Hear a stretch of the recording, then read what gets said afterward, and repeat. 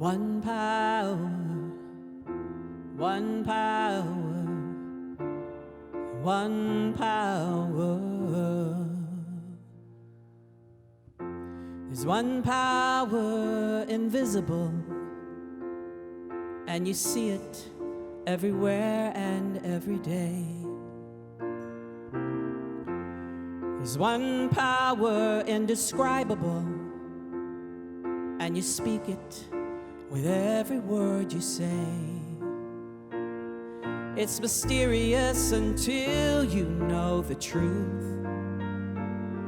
It's as simple as a love inside of you. Call it God, call it Spirit, call it Jesus, call it Lord, call it Buddha, Baha'u'llah, angels' wings or heaven's door. But whatever name you give it, it's all one power, can't you see?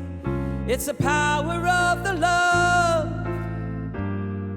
and you and me. It's one power, one power, one power. We speak so many languages, different clothing, different colors, different names. But different is only dangerous when we forget that in our hearts we're all the same. But we'll remember when we close our eyes to see that such distances were never meant to be. Call it God, call it Spirit, call it Jesus, call it Lord, call it Buddha, Baha'u'llah, angels' wings or heaven's door. It's Mohammed, it's your mind, it's your soul, or it's your sign. It's the universe, it's music, Mother Earth or Father Time. But whatever name you give it, it's all one power, can't you see? Whatever name you give it, it's the very air we breathe. It's the power of the love, and you and me. It's one power, one power, one power. It's one power, one power, one power. It's the moment of creation. It's an everlasting peace. It's the freedom of forgiveness. It's the sweetness of release. It's the joy of inspiration. It's the sunshine on your face. It's the birthright of all nations.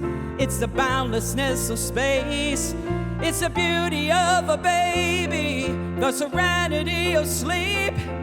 It's the anger you abandon for the love that's most deep. It's one power.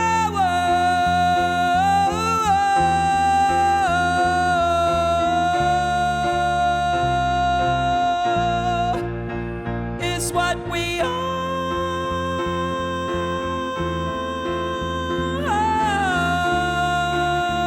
Yeah, yeah.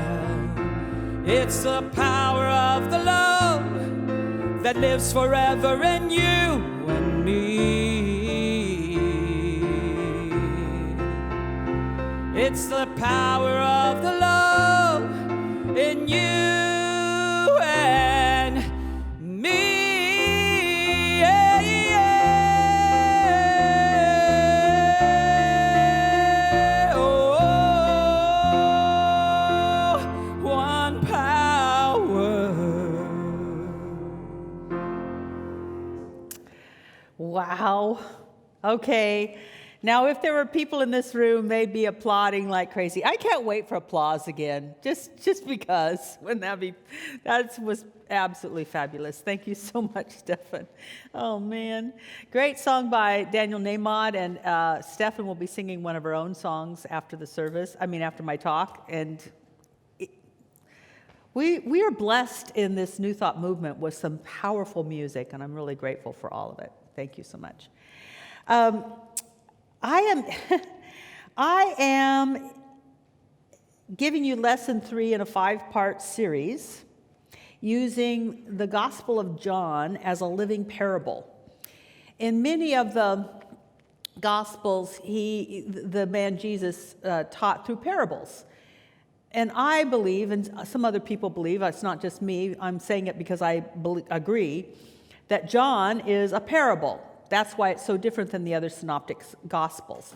And it goes along with some of the Mediterranean mystery school traditions where people would walk and talk like the God to take on the nature and the attributes and the powers of the God. And I also think that Jesus, I agree with our founder Ernest Holmes, that Jesus is an example, not an exception.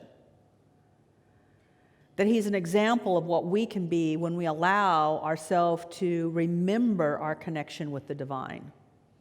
When we allow ourselves to remember that we are made out of the only stuff there is, and that stuff is the substance and the presence and the power and the intelligence and the love of God. I say remember because I think we all have glimpses of that. I think we do remember it at times, and sometimes it scares our human personality. So this is the story of how to be in the world, but not of it. So we're not so otherworldly we're of no use to anyone, but we are using our memory of our own divinity to bring heaven to earth. For us to have a heavenly experience so that others can have a heavenly experience. In fact, I was praying for peace today. And as I was coming into work, because there's just so much discord, I made the mistake of trying to get the traffic report, and I listened to a little bit of news, and I was just like, okay, that's all I can handle, and I went into prayer. And I realized that I cannot claim peace for the world unless I know peace within myself. In fact, there's a line in the New Testament where Jesus says, there will be many saviors come out of Jerusalem. And Jerusalem is a city of peace. When we create some peace in ourselves, we will be able to have us be the saving grace for others. But first we've got to find it for ourselves. Well, that's not always easy, is it? That's why I'm telling these stories. That's why I love this book. Because when I wonder how to be as a person, and especially as a minister, and especially as a person who says I believe more in God than I do other things, that I believe that God is the ultimate power, how do I then show up in the world? Well, these stories tell that. So let's just take a concern that I know someone has. I got an email recently from someone, and I'm going to answer her directly, but I got it right as I was going on my 2 days off, and it was a cry for how do we be caretakers? How is it that we are caretakers and still care for ourselves? Well, some of you may have heard about the story of Jesus going from Jerusalem back to his hometown in Galilee, and he had to go through Samaria, and in Samaria he was exhausted. He just said, I can't go any farther, and he sat down by a well, and he sent his disciples into town to get provisions, and he's just exhausted. Well, if Jesus could get exhausted, guess what? Even the best people can get exhausted. But too many people think, I can't get exhausted. I'm not supposed to get tired. I'm not supposed to need to be nurtured. Yes, you're supposed to be nurtured. Do not be afraid to call out for help. Do not be afraid to call out for help from your family, your friends, perhaps agencies, and especially from Spirit, especially from God.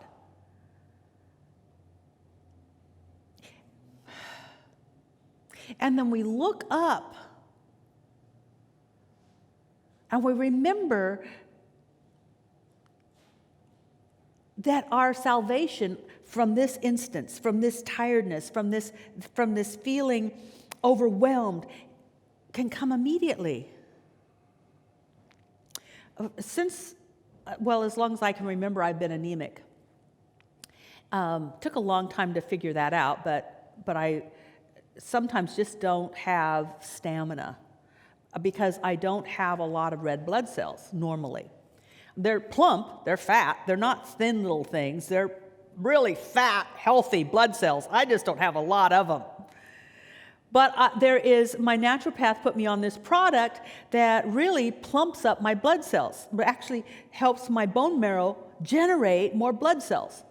And then I'm fine. Well, they can't get that particular herb in, that particular medicine in right now. I'm not sure why, but it seems to be in backlog. And I'm just getting more and more tired, and my energy level is just, and I finally just gave myself a couple of hours to just like do nothing because I couldn't do much. Now, there's a part of me that wants to force myself. You go out and clean the barn anyway. Go out and do this anyway. Do this anyway. Do this anyway. And I remembered this story because I'm teaching it to a group of ministers. And it's like, no, when you got to rest, you got to rest. And then I called for help. Just as he sent his disciples forward to get the provisions for him, I called up to God, and then I emailed my prayer practitioners. My prayer request for today is, I want energy. Even if I can't get that herb, if I can't get that medicine, I want it. And guess what? My energy level came back. Just asking, just acknowledging that I don't have to do it all by myself, that there is support from prayer partners, from medicine sometimes, and from God always. What are you continuing to do even though you're exhausted? Ask yourself. And then ask yourself, do I need to? Really? If this great example could say, I'm tired, I'm sitting down and I'm resting, then we can sit down and we can rest and expect to be supported.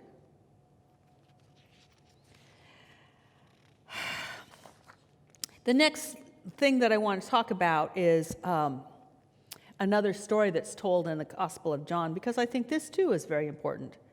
And this has to do with accusation. Jesus went back to Jerusalem and he healed a man that had been lame for, many years. And he was by a pool, and supposedly when the pool rippled, it was because an angel was touching the pool, and if the first one in got healed. That sounds like one of those reality show, game show things that we see on TV, and I don't think God does that. First one in gets healed, the rest of you have to wait. That's not the way God works. But if somebody does believe that the angel is touching the water, then that belief could have healed them, perhaps. So this man's been there a long time, and Jesus comes along and sees he's got great faith. He just was too lame to get to the water in time, and he heals him. No, that's not the message of the story. The message of the story is what happened later. When people saw that the man had been healed, but it happened on Sunday, or not Sunday, the Sabbath, which would have been Saturday, when it happened on the Sabbath, and you're not supposed to work on the Sabbath, and I guess they thought it took work to heal someone, they accused him, the authorities accused him of being out of alignment with principle, with what was right and good. They were the proper police. You should do it this way, or you should do it this way, believe me, there were a lot of you shouldses and you shouldn'tses. A lot of shoulding going on.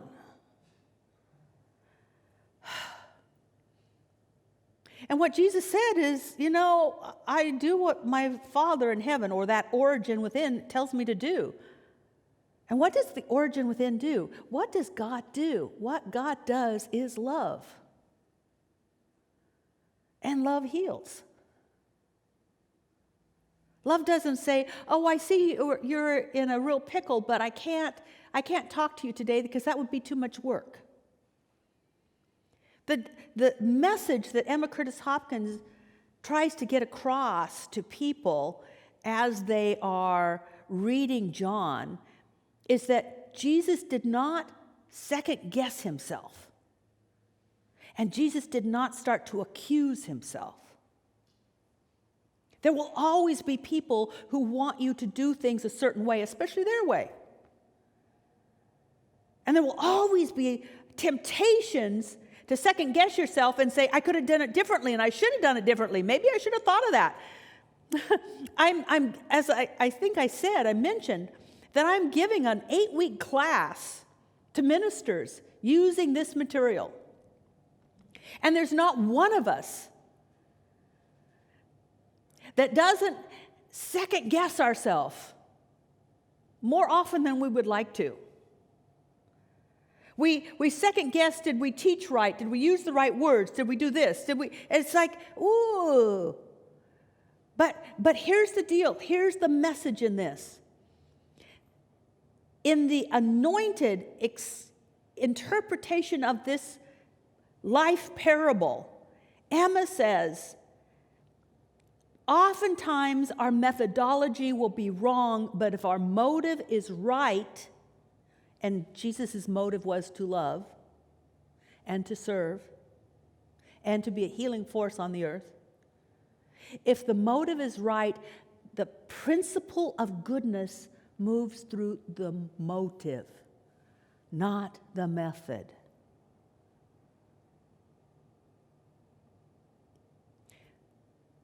Eventually, what shows up in the world is our motive, not necessarily our method.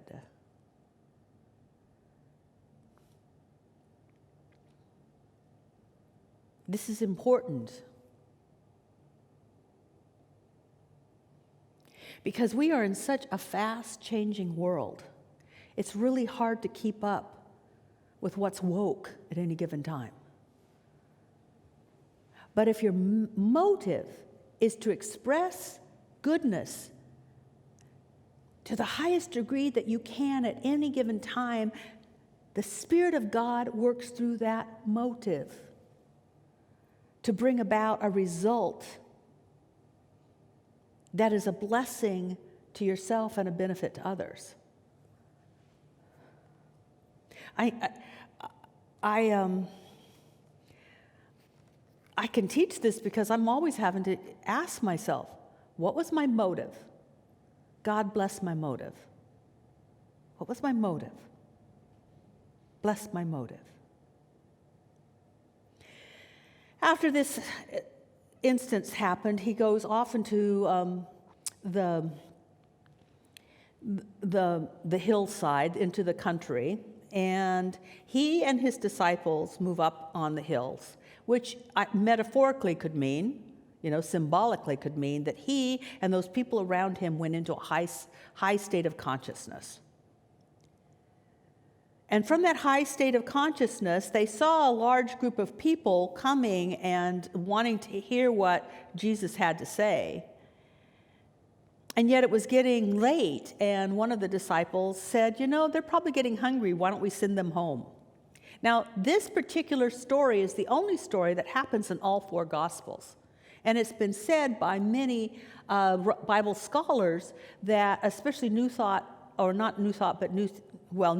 and New Testament scholars, that the reason that this shows up 4 times is that there is a code in this working of a miracle of feeding the 5,000.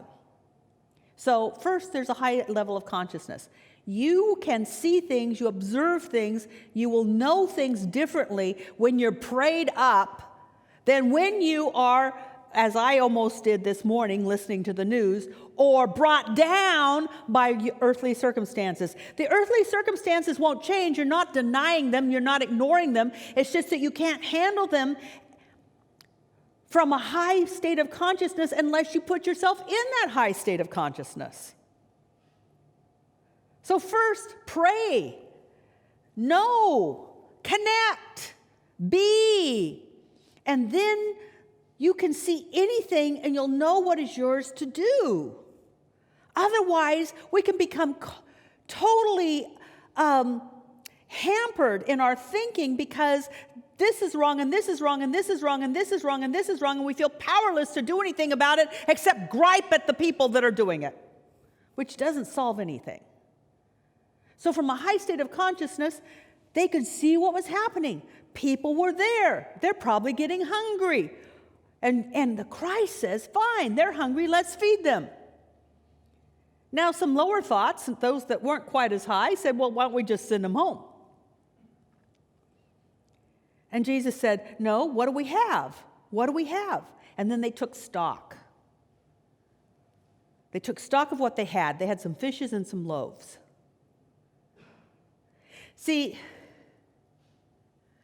one of the messages that Emma Curtis Hopkins is getting through all of these stories that she's telling about, retelling about Jesus, she's seeing what John said, and from her high state of consciousness, she's saying, you know what? Jesus always used what he had. He didn't say, well, let's wait.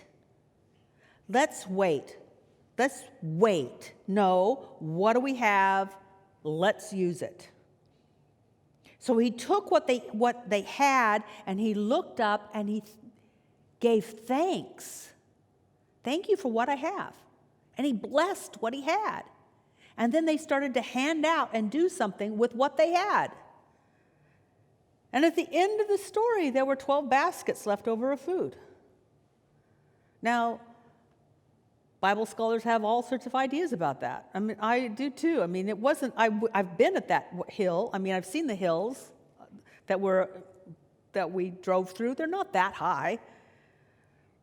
There could have been vendors down below that said, hey, look at those people. I bet they're hungry. I mean, who knows what's happening? Could be that people had little stashes of dried fish and bread in their pockets. And when they saw other people being generous, they were generous. Or it could have just been out of the thin air. I don't know. But the formula is there. First, entertain your connection with the one power, the one power, the one power. Then look to see what's happening and what you have that might affect what's happening. And bless what you have, and then begin to do something with it.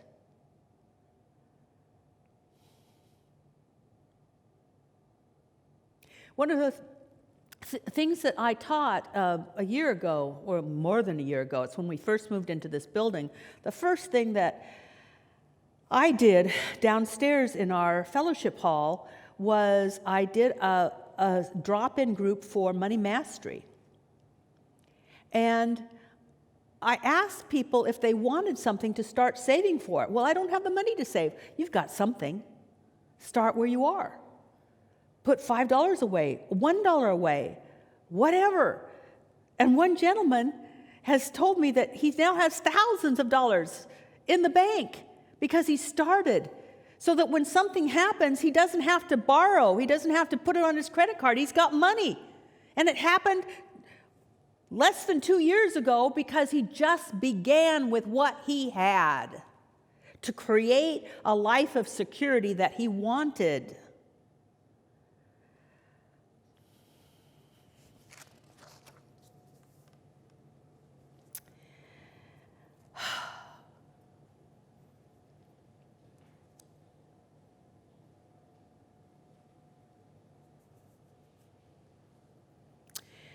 You know, I could move on, but I think I'm going to save this for the second service because this is really rich, and I'd love for you to have an experience. I want you to have an experience. So Joel's going to join me, and I'd like you to move up in consciousness.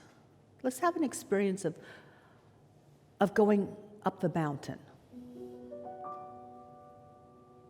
So become comfortable. This might be harder if you're at a public place. You can't, maybe, I don't know, I'm thinking maybe you can't cross your legs and get in a lotus position. But maybe you can just lean back and take a deep breath in and then out. One of the wonderful things about our breath is that it's such a great tool for centering. And since everybody breathes, unless you're really vocal, nobody knows that you're in a spiritual practice. Nobody knows that you're centering yourself. Now, if you're driving or you're walking, you may not be able to do this, but if you're walking, maybe go off to the side of the trail or whatever. And I'd like you to just look up.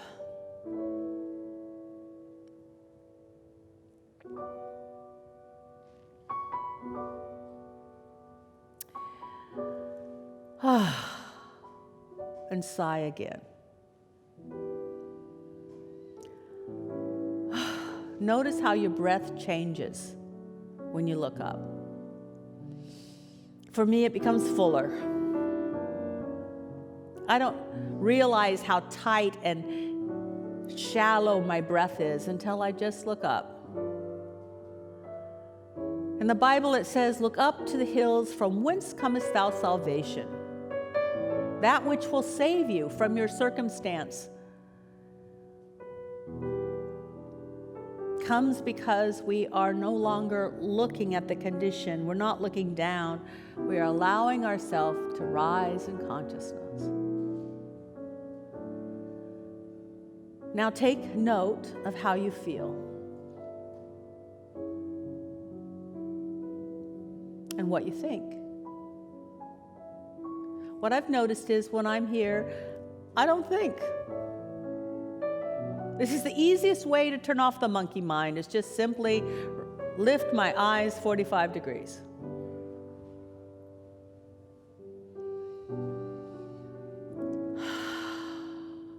Now, let me ask you some questions and just allow yourself to know your answers. Your answers. Let them come from deep inside of you.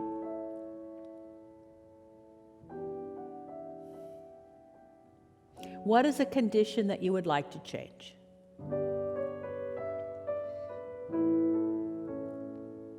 And what is now at your disposal? What do you have right now? Where are you right now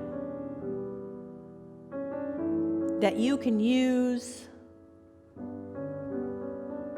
to start to change that condition? It may be a change of heart. It may be a change of thought. It may be a gift. It may be whatever it is. What do you have? Because right where you are, God is. Right where you are, the sufficiency of God is. The information of God is. The ideas of God is right where you are. What are you becoming aware of that you have that can start to shift that which has bothered you? Now bless that. Just bless it. If what you want to do is take a trip, but you only have $50, bless the $50.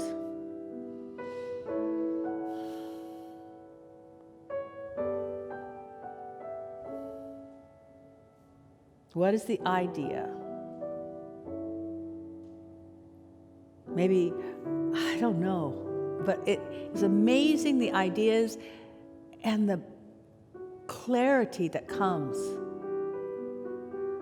when we just look up.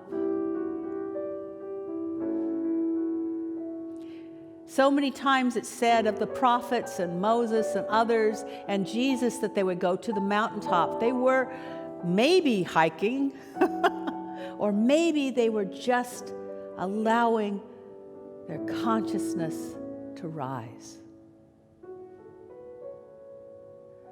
where the information can be delivered.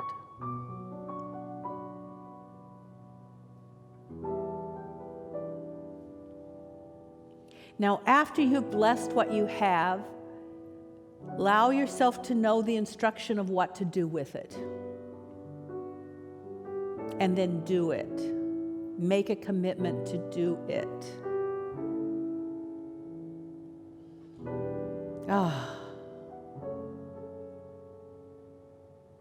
For this is timeless wisdom. This is the way of making a miracle. Thank you, sweet Spirit, for bringing us here today. Thank you, sweet Spirit, for reminding us that we can rest, that we need not be our own worst enemy by second-guessing everything that we do, and that we can work a miracle because what we have is enough to get anything started. Thank you, sweet Spirit, for this. Thank you for the messages. Thank you for this beautiful Gospel of John. And thank you for Emma Curtis Hopkins, who interpreted it in a way that I could live better and that I have the opportunity to share this with others. Thank you, thank you, thank you for it all. And so it is.